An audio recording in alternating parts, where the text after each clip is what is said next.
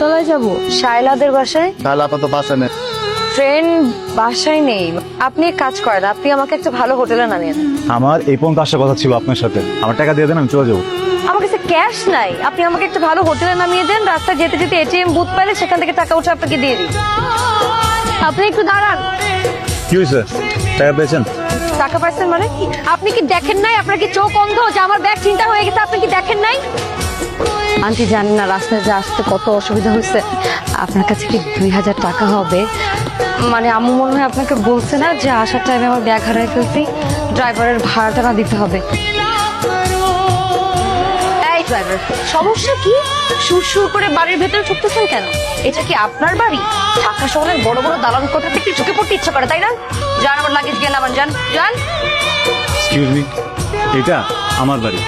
আমি শুরু করে যাব না গুড়গুড় করে বের হবো, এটা আমার ব্যক্তিগত ব্যাপার। ও আমারই ছেলে। তুমি ঢাকায় কেন আসতে হঠাৎ করে? বাবা মারা যাওয়ার পর মা আমাকে অনেক কষ্ট করে পড়াশোনা করেছে, সেজন্য ভাবলাম ঢাকায় একটা চাকরি নেই। বাবা মার সুসন্তান কাকে বলে দেখো। শুভ, আজকে থেকে তোর আর কোনো কাজ নেই। একটাই কাজ, সেটা হলো মায়াকে অফিসে নিয়ে যাবি এবং ওর অফিস শেষ হলে ওকে বাসায় এনে নামিয়ে দিবি। গাড়ি তো নষ্ট, কেমনে নেবো আপনাকে?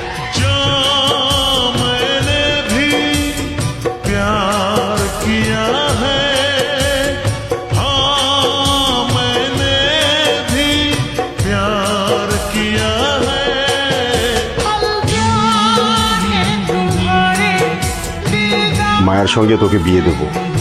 আমি মেয়েকে কখনোই বিয়ে করবো না। দরকার হলে আমি বাসা থেকে চলে যাব, তারপরেও না। তোর এত বড় সাহস, তুই বাবার মুখে মুখে কথা বলিস? জাস্ট তোমার জন্য ফ্যামিলিতে এখন আমার এই অবস্থা। কি ভাবছো তুমি? হ্যাঁ, 2 দিন তোমার সাথে ঠিক মতো কথা বলছি, সব হয়ে গেল, তুমি বিয়ে করবে আমার সাথে? হ্যাঁ, এটা কেমন কথা? তুমি আমার লাইফে আসার পর থেকে আমার লাইফটা জাহান্নাম হয়ে গেছে ভাই। মায়ের খাইতে হইতেছে ভাই। তুমি একটা বুঝছো? আর আমি মরে গেলেও তোমাকে বিয়ে করতেছি না, এইটা তুমি তোমার মাথায় ঢুকায় রাখো। আর হ্যাঁ, আপনারাও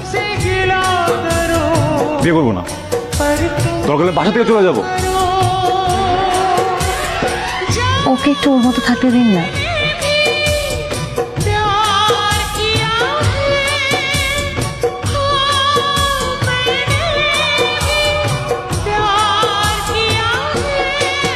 हम प्यार है तुम्हारे दिलदार।